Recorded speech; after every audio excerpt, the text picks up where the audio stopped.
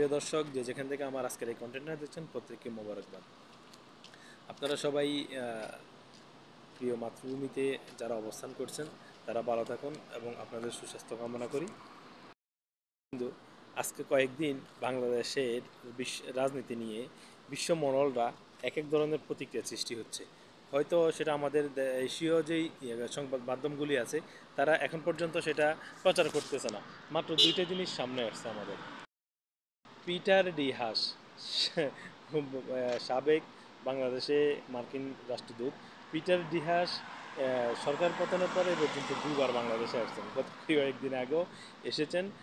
এখন এই নিয়ে ইউনূস সাহেবের অন্দরমহলে বেশ গুঞ্জন এবং বাংলাদেশের বিভিন্ন বুদ্ধিজীবীরা কথা বলা শুরু করেছেন যে পিটার ডি হাস কেন বাংলাদেশে এসেছেন। উনি ব্যবসার নামে বাংলাদেশে এসে কূটনৈতিক চাল চালতেছেন এবং এটা বাংলাদেশের জন্য অশনই একটা সংকেত দ্বিতীয়বারের মতো। সেটা অনেক বুদ্ধিজীবীরাই সেটা তাদের সংবাদ পর্যালোচনার মাধ্যমে বা সমসাময়িক বিষয় পর্যালোচনার মাধ্যমে তুলে ধরছেন। এবার আরেকটা বিষয় হচ্ছে যে জাতীয় পার্টিকে নিয়ে হঠাৎ রাজনীতির মাঠ উত্তপ্ত। সেটার একমাত্র কারণ হচ্ছে যে জাতীয় পার্টিকে প্রধান বিরোধী দলের ভূমিকা পালন করার জন্য বর্তমান সরকারের কলা কৌশলী যারা আছেন তারা চাপ প্রয়োগ করতেছেন। কিন্তু সরকারের যে প্রধান উপদেষ্টা সহ ডক্টর ইউনূস সাহেব এবং মূল যে নীতি নির্ধারকগুলা বা যারা এখন সরকারটাকে পরিচালনা করছেন তারা কিন্তু খুব কৌশলী অবস্থা নিয়ে চুপচাপ বসে আছেন। তারা কিন্তু আওয়ামী বিরোধী কোনো কথা এখন আর বলতেছেন না।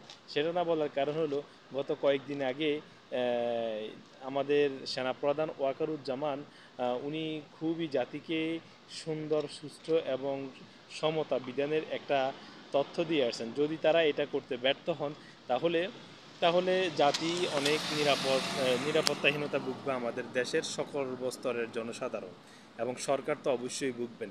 এটা এখানে বৈশ্বিক একটা চাপ আসতেছে। তার মধ্যে দ্বিতীয় চাপটা যেখানে আসলো, এটা সরকারের অন্দরমহলে কথা আলোচনা সমালোচনা হয়ে গেছে, যার কারণে সরকারের ব্যক্তিবর্গগুলি যারা কি হচ্ছেন এখন চুপ এবং নিউট্রালে আছেন তারা কিন্তু বড় ধরনের কিছু করছে না। মাঠে কিন্তু আবার আওয়ামী লীগ খুব জোরালো একটা ভূমিকা প্রদর্শন করতেছেন দেশের বিভিন্ন জায়গায়, যেটা গণমাধ্যম প্রচার করতেছেন না।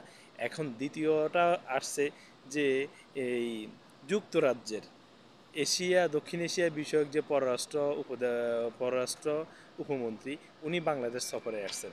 তো উনি এসে আওয়ামী লীগের পক্ষে একটা ইঙ্গিত প্রদান করে গেছেন। তো এটাই ওনারা চাচ্ছেন যে বাংলাদেশের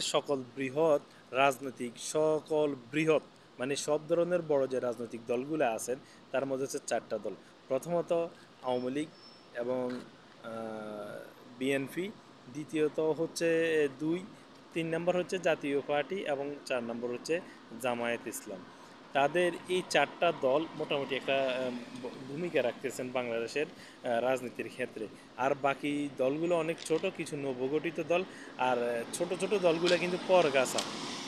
একসময় যদিও জাসদ অনেক বড় দল ছিল, পরবর্তীতে তাদের কার্যক্রম আসলে অন্যপন্থী হওয়াতে তারা সেটা আসলে বাংলাদেশের মানুষ তাদের সাথে তেমন একটা খাপ খায় নাই।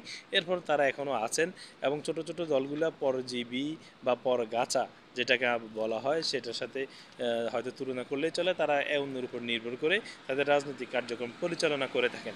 এখন এখানে দেখার বিষয় হচ্ছে যে ব্রিটিশ পার্লামেন্টের যে সদস্য বলতে দক্ষিণ এশিয়া বিষয়ক যে উপপররাষ্ট্রমন্ত্রী বাংলাদেশে এসে যে বাংলাদেশের রাজনীতিতে ভূমিকা রাখে এমন বড় দলগুলিকে লেভেল প্লেয়িং ফিল্ড তৈরি করার জন্য একটা ইঙ্গিত প্রদান করেছেন এবং ওনারা চান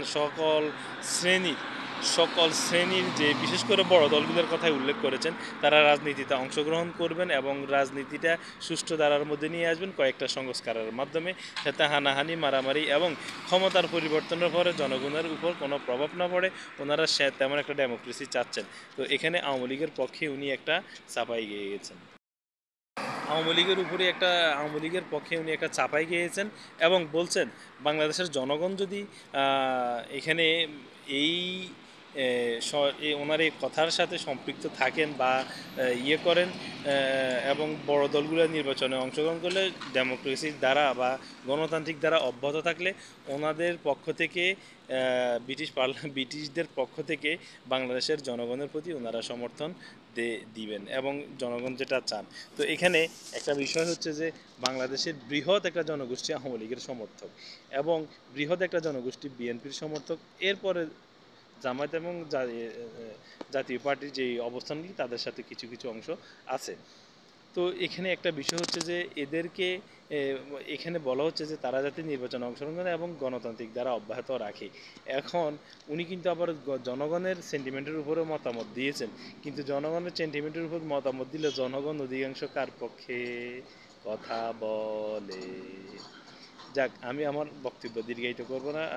বাংলাদেশের সমসাময়িক বিষয়গুলো এবং গত পরশু সম্ভবত একজন একজনের মাজার বা একজনের কবর ভেঙে ওনার লাশ উঠে পোড়া দিয়েছেন, সেটার প্রতি আমার চ্যানেলের পক্ষ থেকে তীব্র নিন্দা জ্ঞাপন করছি এবং একজন মুসলিম হিসেবে। তার কারণ হচ্ছে যারা ধর্মচর্চা করেন, সবাই তার ধর্মচর্চা করেন না, ধর্ম দ্বারা চর্চা করেন এবং ধর্ম মানুষের নিকট সহজতরভাবে পৌঁছায় দেন। যদি বাংলাদেশে এইরকম উগ্রতাবাদ সৃষ্টি করে দেন এবং মানুষ যিনি মরে গেছে তার লাশটা উঠে পোড়ায়, এটাকে যদি তারা সমর্থন করেন তাহলে তারা মধ্যযুগীয় বর্বরতায় পৌঁছাবেন এবং সেখানে তারা এটাকে সমর্থন দিলে বাংলাদেশের অন্তত মানুষগুলার ইসলামের প্রতি বিদ্বেষ সৃষ্টি হবে। তারা যারা আলেম ওলামা আছেন তাদেরকে যে একটা রেসপেক্টের চোখে দেখতো সেটাও উঠেই যাবেন। এটার কারণ হচ্ছে যে বাংলাদেশের শিক্ষকদেরকে যেভাবে অপমানিত করা হলো 5ই আগস্টের পরে, ঠিক সেই রকমই একটা অপমানসূচক বাক্য বা সেন্টিমেন্ট তৈরি হবে বাংলাদেশের জনসাধারণের মাঝে। আপনারা লক্ষ্য করবেন বাংলাদেশের প্রত্যেকেই ধর্মভীরু, কিন্তু ধর্ম নিয়ে আলেম ওলামার ছাড়া ধর্ম নিয়ে চর্চা কেউ করে না। এখন আলেম ওলামাদের পক্ষ থেকে যদি এই ধরনের কাজ করা হয় তাহলে একজন সাধারণ নাগরিক হিসেবে হয়তো সে মুসলিম, ধর্মপ্রাণ মুসলিম, কিন্তু সে হয়তো ইয়ে নিয়ে ইসলাম নিয়ে অতটা গবেষণা করে না বা মানুষের কাছে পৌঁছানোর জন্য দাওয়াত দেয় না, কিন্তু সে মুসলমান, 5 ওয়াক্ত নামাজ পড়ে সত্য কথা বলে। এমন মানুষের কি সৃষ্টি হবে? বিরূপ প্রতিক্রিয়া সৃষ্টি হবে যে আমি মরে গেলেও যদি কখনো তারা আমার লাশটাকে এমন করে ফেলে, হয়তোবা তাদের মাঝে এমন একটা এই পক্ষ তৈরি হবে, তারা আমার লাশটাকে এইভাবে তুলে ফেলবে এবং ফোড়া দিবে। এটা পরিবারের পক্ষ থেকে অত্যন্ত বেদনাদায়ক এবং যার পোড়াচ্ছে সে তো মৃত, তার আসলে এটা তার লাশটাকে পোড়া দিয়ে তাকে অসম্মান করা হচ্ছে এবং তার অতীতের কর্মকাণ্ডগুলি নিয়ে সে যেহেতু মরে গেছে সেটা ফায়সাল হবে আসমানে। আল্লাহ তাআলা রাব্বুল আলামিন সেটার ব্যবস্থা অবশ্যই করেছেন, কারণ উনি যাররা পরিমাণ হিসাব নেবেন আমরা যতটুকু জানি ধর্মপ্রাণ মুসলিমরা আমরা প্রত্যেকে বিশ্বাস করে থাকি। এখানে এর বাহিরে উনি জীবিত থাকা অবস্থায় উনি আপনাদের যারা আলেম ওলামা আছেন ইসলামের আলোকে যদি উনি ওই রকম কোনো কর্মকাণ্ড করে থাকতেন তাহলে তাকে তাকে বুঝাতে পারতেন, তাকে বলতে পারতেন, বাধা প্রদান করতে পারতেন। যেহেতু উনি মরেই গেছে তাহলে এখন ওনার লাশের উপর এরকম এটা করাটা মধ্যযুগীয় বর্বরতা ছাড়া আর কিছু নয়। আমি আমার চ্যানেলের পক্ষ থেকে সেই নিন্দা জানাচ্ছি এবং সমসাময়িক বিষয় আপলোড পেতে আমার চ্যানেলটাকে সাবস্ক্রাইব করে পাশে থাকুন। ধন্যবাদ সবাইকে। আজ এ পর্যন্তই। আসসালামু আলাইকুম রহমতুল্লাহ।